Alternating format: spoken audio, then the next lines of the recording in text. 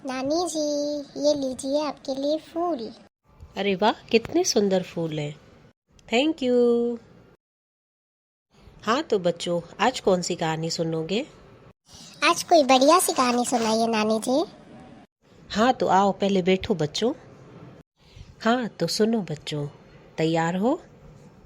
बिल्कुल नानी जी। एक समय की बात है। वीरेंद्र सिंह नाम का एक राजा था। एक बार उसके मन में यह बात आई कि जिस मंत्री को मैं इतने सालों से अपने साथ रखे हुए हूँ, उसकी मुझे बुद्धि की परीक्षा लेनी चाहिए। ऐसा सोचकर उसने अपने मंत्री को बुलाया और अपने पास बिठाया। और राजा ने मंत्री को 3 गुड़ियाएँ दी, बिल्कुल एक समान। और मंत्री से कहा कि ये लो मंत्री, इन तीनों गुड़ियाओं का मुझे मोल बताओ।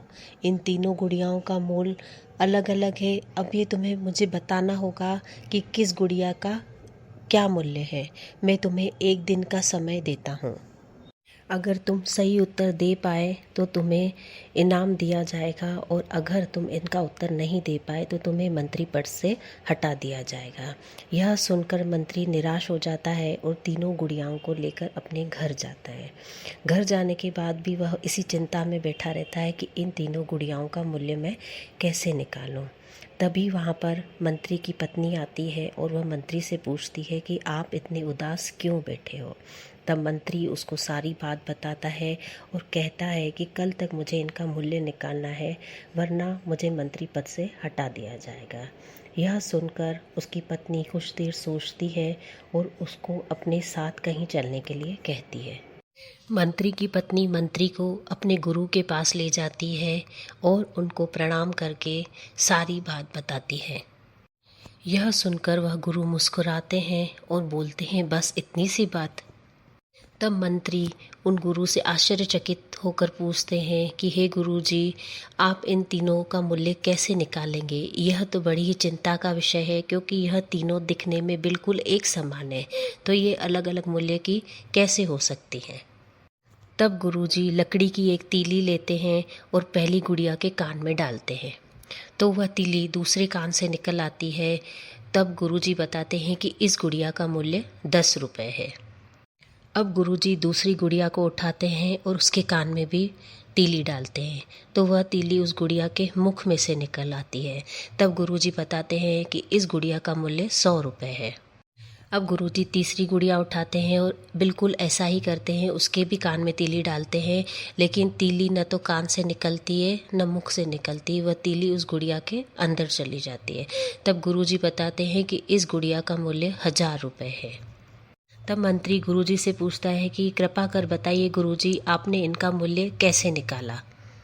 तब गुरुजी बताते हैं कि अगर कोई इंसान किसी बड़े की बात को सुनकर, एक कान से सुनकर दूसरे कान से निकाल देता है, तो उसका कोई मूल्य नहीं होता, जैसा कि पहली गुड़िया ने किया।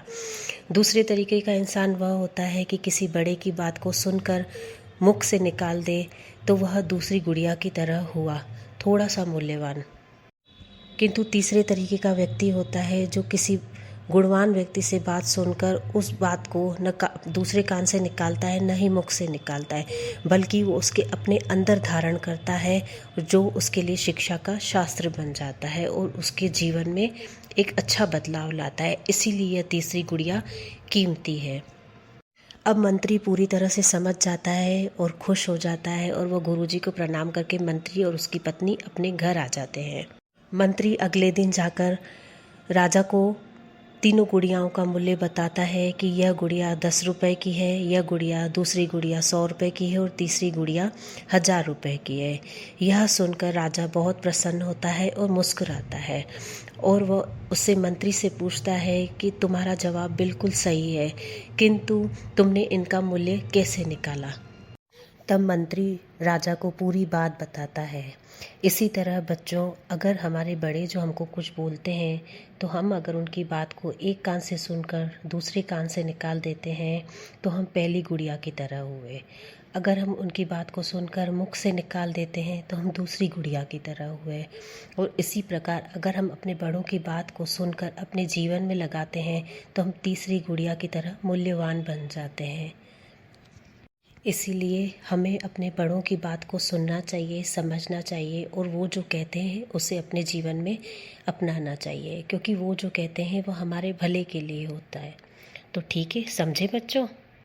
कैसी लगी कहानी बच्चों? बहुत अच्छी नानी जी, बहुत मज़ा आया। अगर आपको भी हमारी कहानियाँ अच्छी लगती हैं तो प्लीज़ लाइक, शेयर और सब्सक्राइब कीजिए और कमेंट्स भी ज़रूर कीजिए। Thank you for watching.